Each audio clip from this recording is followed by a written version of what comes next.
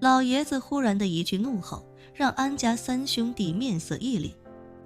虽然大家都已经逐渐意识到了这个结论，但当老爷子说出来的时候，大家还是感觉后背一阵发凉。安凯峰表情很是费解地说道：“我不明白，这帮人跟我们到底有什么仇，什么怨？为什么要死盯着我们20年也不罢手？”安兆南疑惑地说道：“安家的资产积累可真没干什么伤天害理的事啊。这么多年来，我们资产中的大部分都来自于当年的天使投资，尤其是我姐，几乎一个人扶持了大半个硅谷，什么人会跟我们有这样的血海深仇？”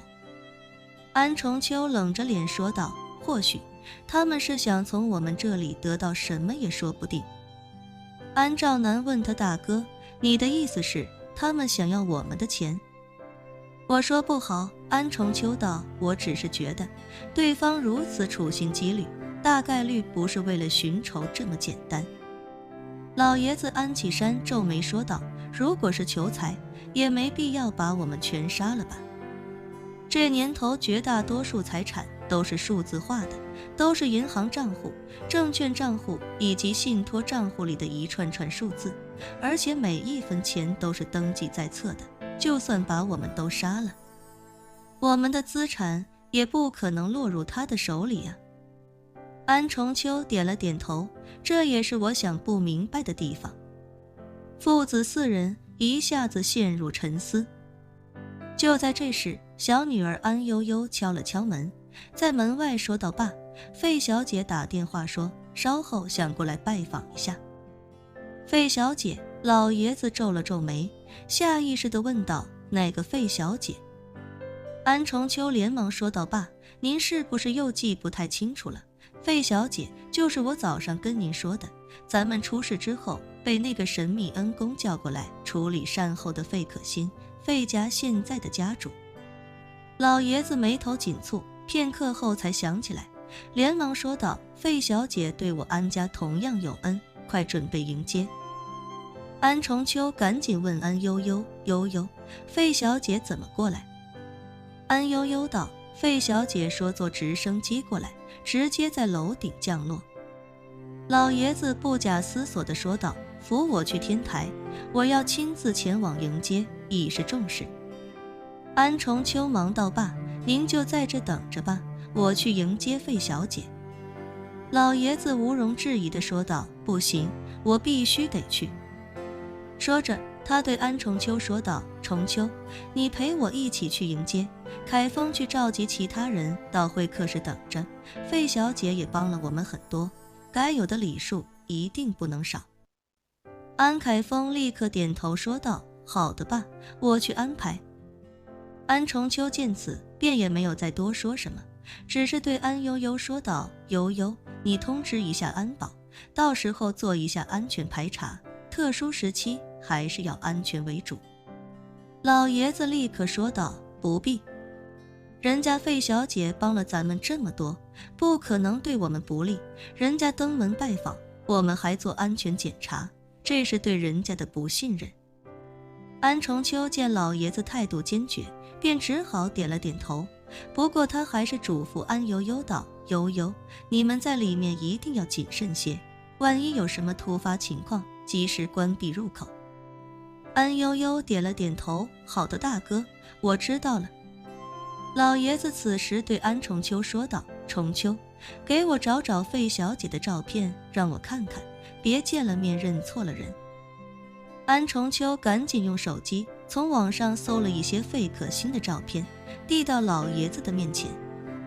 老爷子看了几遍之后，将手机还给安重秋，可人却忽然一怔，脑子里闪过一个人影，旋即他忍不住问道：“对了，重秋，亚林是不是被那个费小姐带走了？”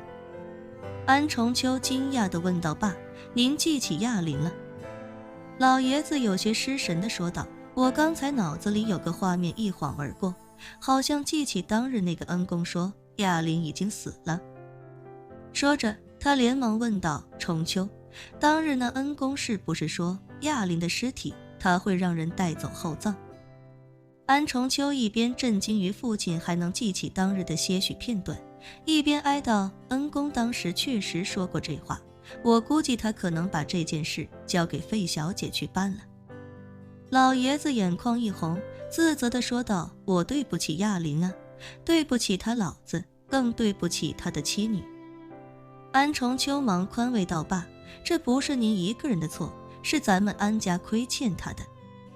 老爷子问他：那亚林妻女那边你怎么处理的？安重秋无奈道：他妻女那边我没法处理呀。当日恩公明确交代，不得对任何人透露他的死讯，包括他的妻女。他老婆一直给我打电话询问他的下落，我也只能谎称不清楚。他们娘俩都已经报警了，不过纽约警察也没找到什么线索。哎，老爷子叹了口气，叮嘱道：想办法给他妻女送些钱去，给5亿美金吧，另外再准备5个亿，等孩子出生之后给到孩子名下，不过给之前要让他女婿同意。孩子生下来随亚林姓李。安重秋惊讶地问：您还记得呢？老爷轻叹道：刚才恍惚那一下才记起来，可能明天醒来又记不起了，所以你可千万要记住，一定尽快想办法落实。好，安重秋点头说道：等过了这阵子，我找个合适的由头去落实这件事儿吧，不然的话我也怕他妻女多想。老爷子嗯了一声，嘱咐道：你别忘了就行，等孩子出生去办也不迟。好，安重秋答应下来，这才搀扶着老爷子，两人一起来到顶楼天台。此时费可欣与李亚林乘坐的直升飞机已经飞入了曼哈顿的上空。李亚林坐在窗口，看着外面高楼林立、繁华无比的曼哈顿，心中感慨万千。其实直到现在，他也没能彻底接受自己已经死而复生的现实。直升机很快便飞至安邦大厦顶层的直升机停机坪上空，随后便缓缓下降。此时的李亚林还戴着口罩和墨镜，再加上他穿着一身研究员的工作服，所以根本没人看得出这就是失踪了一段时间的华人神探李亚林。直升飞机停稳之后，副机长立刻从驾驶舱出来，替费可欣和李亚林拉开了机舱门。费可欣先一步下来，李亚林紧随其后，而这时老爷子安启山也在安重秋的搀扶下迎上了前。